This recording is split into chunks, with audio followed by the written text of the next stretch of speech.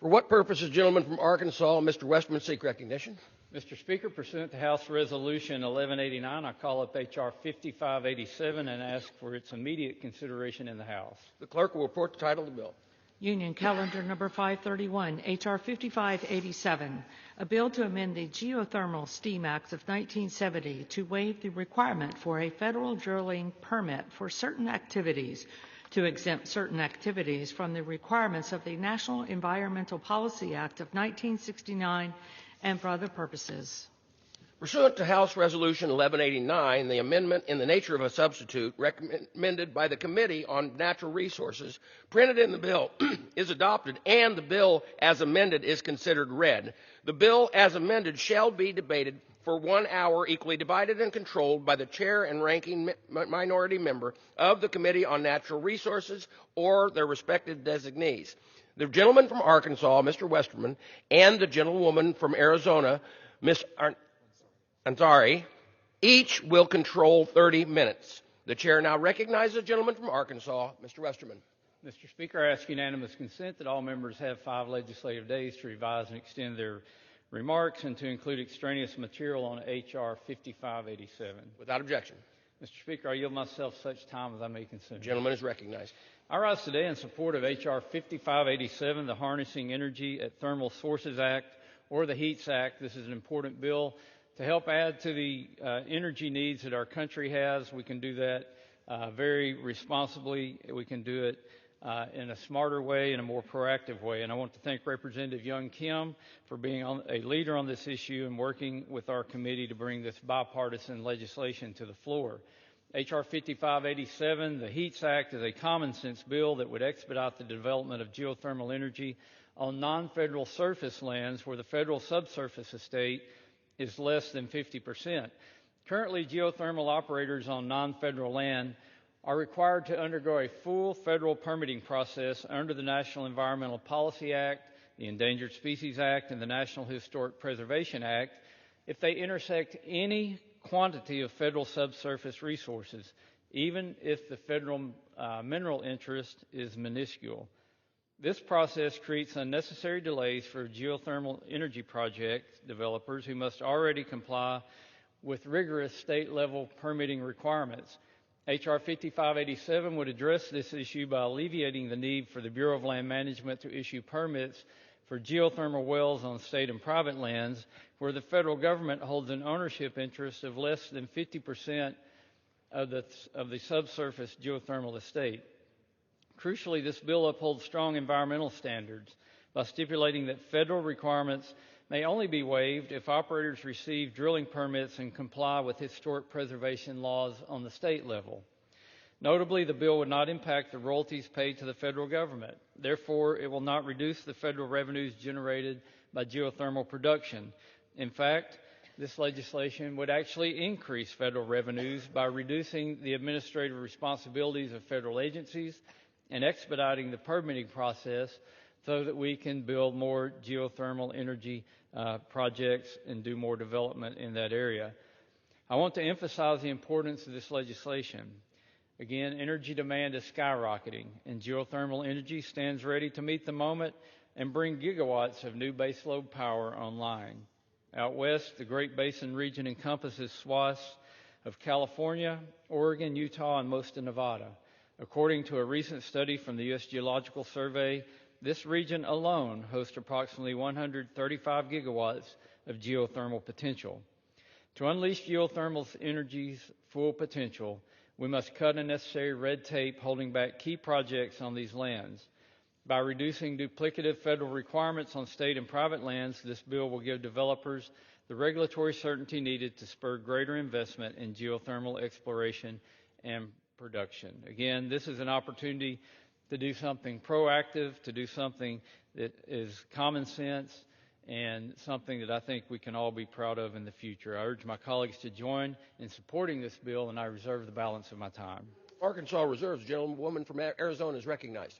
Thank you, Mr. Speaker. My constituents and Americans across the country are struggling under the rising cost of gas, groceries, and electricity from President Trump's tariffs and endless wars. We should be spending our time finding ways to lower costs for families. Instead, we are moving on legislation that is just another chapter in the Republican playbook to gut common sense safeguards for energy development. I am a strong supporter of geothermal energy. Geothermal is a clean, reliable, affordable, and abundant form of electricity. But unfortunately, I have to oppose H.R. 5587, the HEATS Act, on the floor today. This is a complex issue. The bill waives the requirement for a federal drilling permit if a project starts on private or state lands and then drills underground into federal lands, provided the total project is made up of less than 50% federal subsurface land. The bill says these projects don't need to do any analysis under the National Environment Policy Act, or NEPA.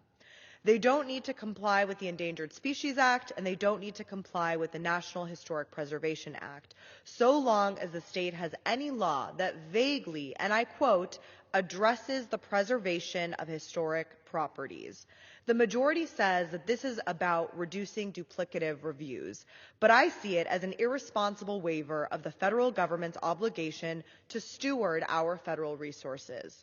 Because in practice, this means that in areas where the federal government owns the underground mineral rights, but a rancher owns the surface rights to graze their cattle, or a farmer to grow their crops, underground development could take place without that landowner even knowing and without sufficient protections in place.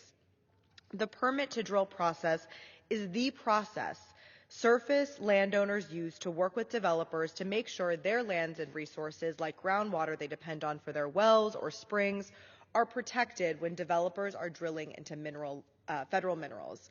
And we're not talking about developers just tapping into a few feet of underground federal lands. Geothermal wells can extend horizontally for kilometers. While geothermal energy is exponentially safer than oil and gas development, that doesn't mean that developers should just skip their environmental reviews altogether. Landowners and communities have the right to provide input into how public lands are developed, whether that development is on the surface of the land or below it. Again, I am a strong supporter of geothermal energy. It provides 24/7 carbon-free energy and creates good jobs in the clean energy economy. For decades, geothermal energy was confined to naturally occurring hot water reservoirs, but recent technological breakthroughs have created next-generation geothermal systems that can be deployed in a wide range of conditions at competitive prices. At this rate of innovation, low-cost next-generation geothermal could soon be possible all across the country, not in decades, but in the next few years. This could be truly transformational for our energy system. Paired with wind and solar, geothermal can help us break free from fossil fuels and build the reliable, homegrown energy system that we need to fight climate change and tackle the affordability crisis.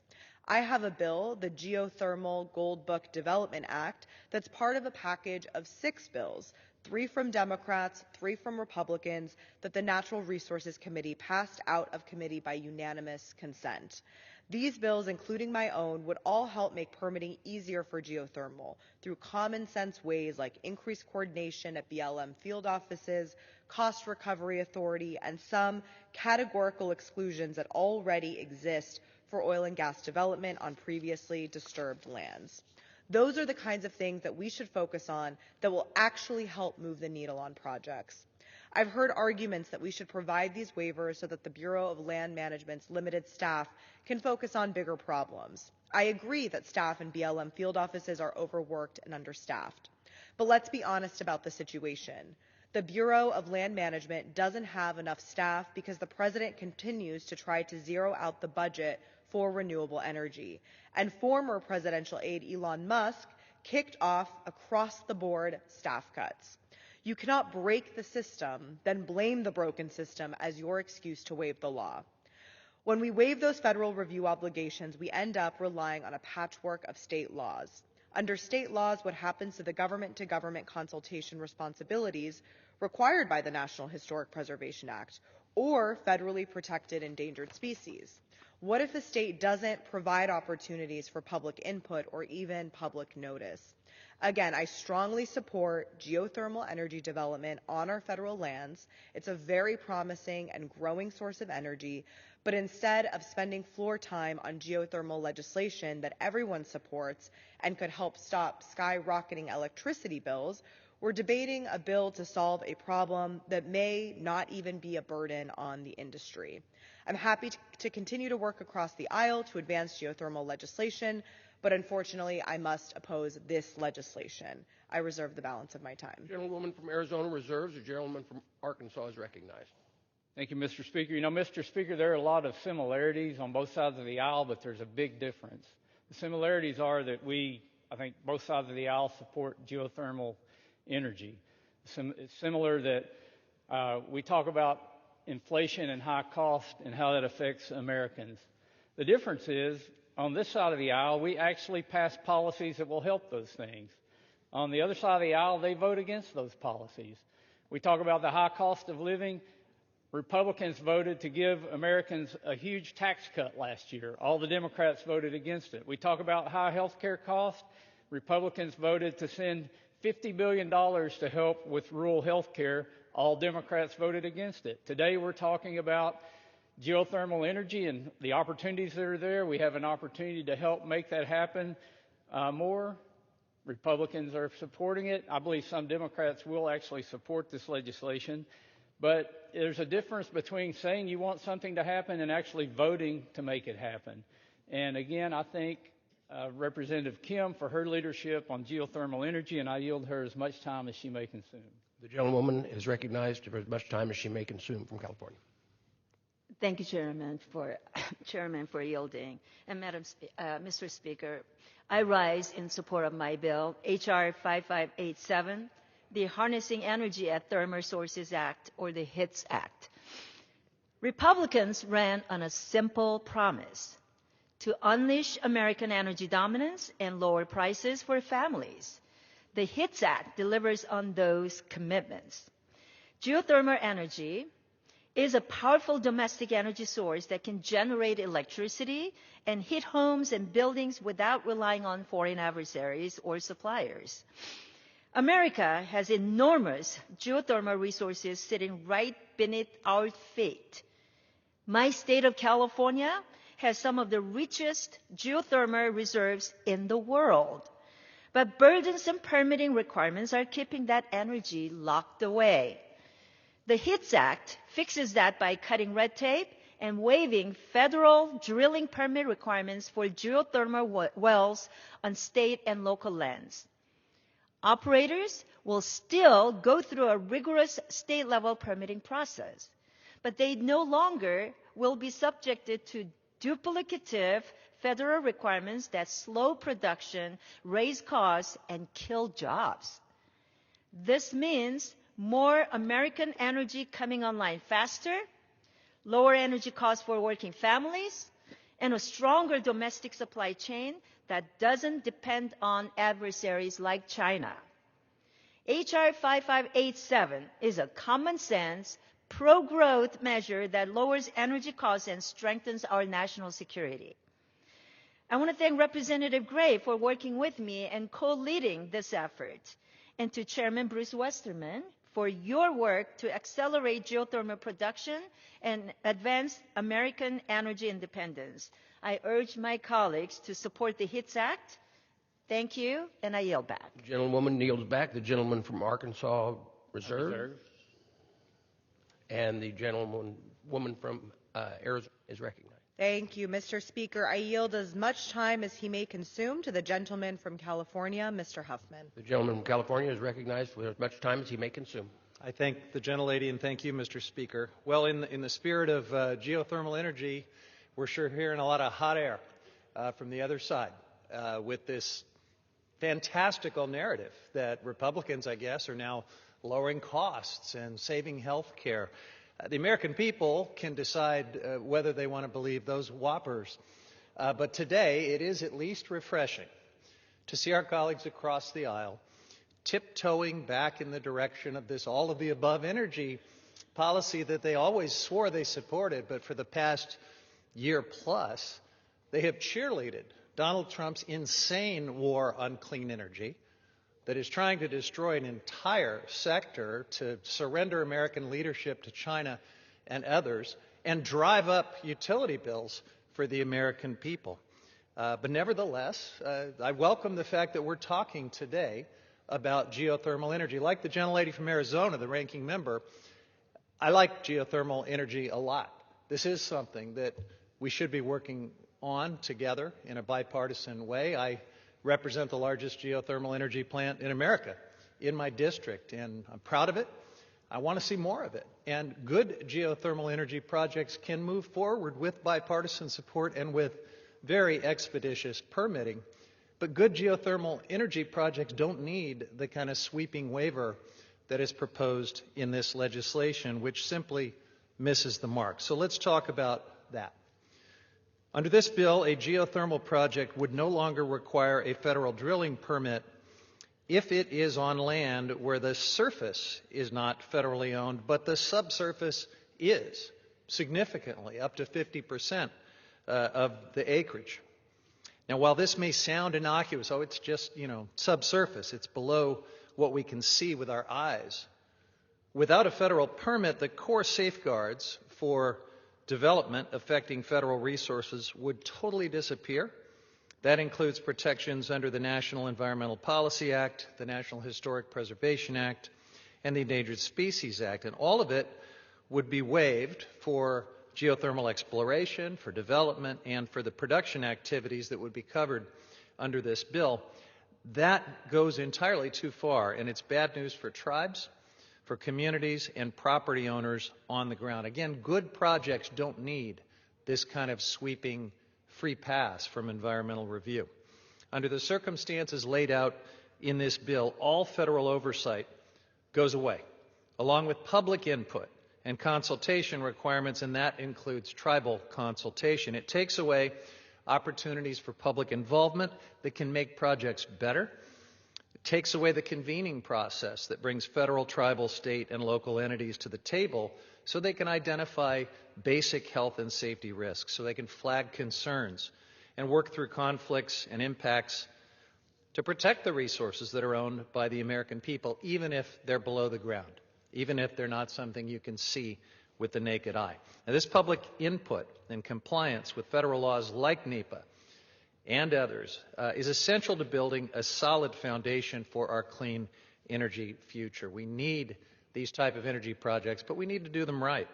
Because let's be clear, underground drilling can still have impacts above the ground, like sinking, subsidence, settlement of lands, earthquakes, and other resources like groundwater. Geothermal development is a lot safer than oil and gas, but there still are some risks. It's not zero, and the public deserves the opportunity to engage. I will say that this bill is also playing games with percentages. The threshold is set at 50% federal subsurface ownership, and that may sound trivial, it may sound reasonable, but even my rudimentary math skills tell me that 50% of a project that might be 2,000 acres is 1,000 acres. That's a lot of land. That's a lot of potential impacts. It is not insignificant. And another alarming point about this bill, without a federal drilling permit, it creates a gray area for underground injection control permits, which allows for these permits allow for the assessment of potential seismic activity. How could we not look at that? These injection control permits aren't in our Natural Resource Committee's jurisdiction, and this is something that I brought up in the markup. I urged the majority to consider working with the Energy and Commerce Committee to add clarifying language to make sure those permits would still be required. And unfortunately, the majority failed to address that concern. Now, there's no clear opportunity to require bonds if this legislation passes, and that would otherwise need to happen because we're talking about federal resources. What happens if there is a subsidence event within the federal resource? States and property owners would be on the hook. We're talking about publicly owned resources here, even if you can't see them. And the federal government has an obligation to steward them responsibly. Now, the last thing I want to emphasize is that this bill is clearly not just about geothermal energy. This is the proverbial camel's nose under the tent. The oil and gas industry has been trying to get this same policy, this same broad waiver for subsurface federal lands for years. This is a precedent we should not set, and mark my words, if this legislation advances before this sputtering Congress comes to an end later this year, you will see another bill where the oil and gas industry is seeking the same treatment. To deploy clean energy, we don't need to create shortcuts and exemptions from oversight. What we need is to fully fund our agencies so that they can have the capacity for thorough, efficient, and timely reviews. I would be happy to work with my colleagues across the aisle to advance responsible and well-balanced geothermal and other renewable energy development on federal lands, but I have to urge my colleagues to vote no on this poorly drafted legislation, and I yield back. Gentleman yields back. The gentlewoman from Arizona reserves. Reserve the balance of my time. Thank you. The gentleman from Arkansas is recognized. Mr. Speaker, I have to ask the question, what is well-balanced and what is fair about requiring a duplicative process? It's almost from the minority's testimony like there's no permitting that will happen. We're talking about a well that's drilled on state or private property close to federal property.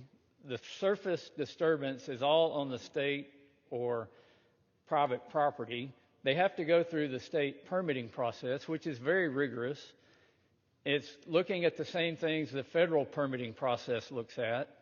So the argument not to pass this bill is that we want to put on a belt and suspenders. We want to make the developers go through the total duplicative process because the underground well that's thousands of feet below ground will be receiving thermal energy that's under the federal estate, and all of the historical preservation, all the NEPA, all the ESA has been looked at under the state permitting process.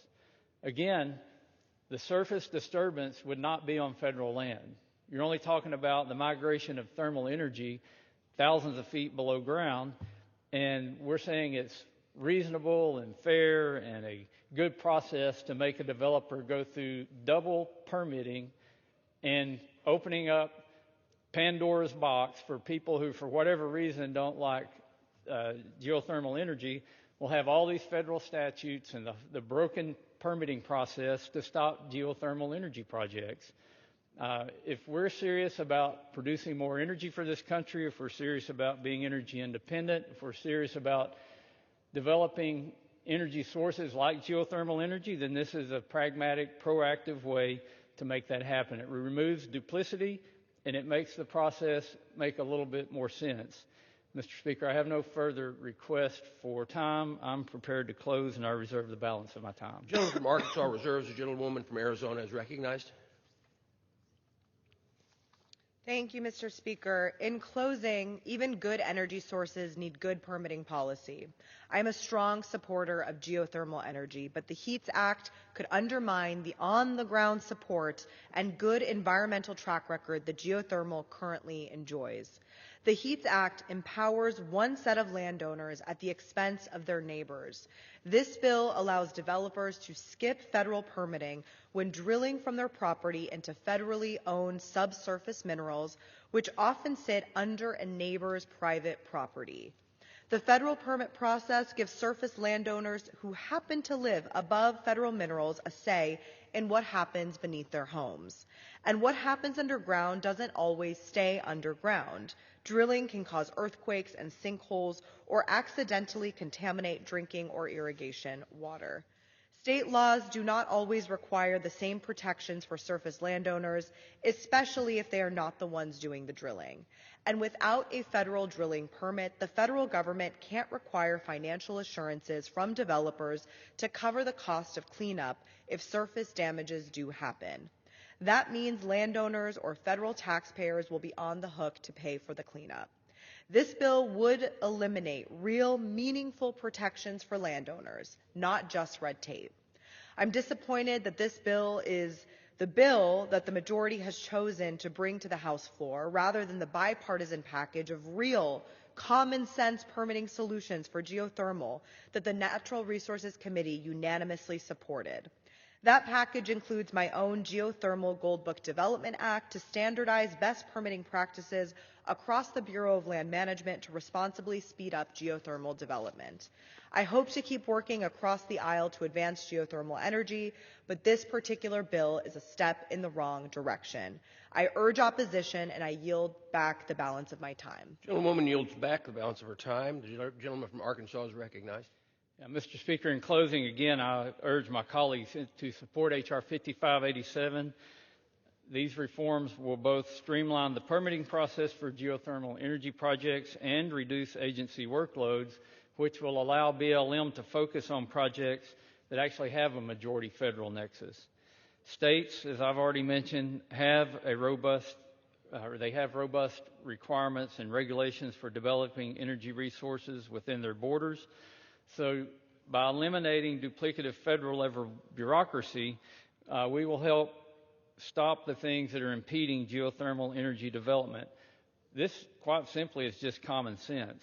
Accelerating geothermal energy production and deployment is a win for our economy. It's a win for national security, and it's a win for American energy dominance.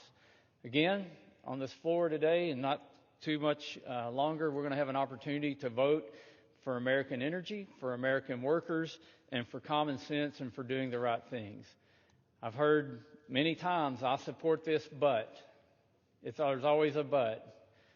But what about this or what about that? Today is an opportunity to actually vote for something good. I urge my colleagues to support this good bill, and I yield back the balance of my time. All time for debate. The gentleman yields back. All time for debate has expired pursuant to House Rule Resolution 1189. The previous question is ordered, and with the bill as amended. The question is on the engrossed and third reading of the bill. Those in favor say aye. Those opposed, no. In the opinion of the chair, the ayes have it. Third reading. A bill to amend the Geothermal Steam Act of 1970 to waive the requirement for a federal drilling permit for certain activities, to exempt certain activities from the requirements of the National Environmental Policy Act of 1969, and for other purposes. The question is on passage of the bill. Those in favor say aye. Those opposed, no. In the opinion of the chair, the ayes have it. The bill is passed, and without objection, the motion to reconsider is on the... Mr. Speaker, on that I request the yeas and nays.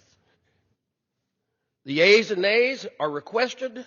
Those favoring a vote of the yeas and nays will rise. A sufficient number having risen, the yeas and nays are ordered. Members will record their votes by electronic device. This is a 15-minute vote.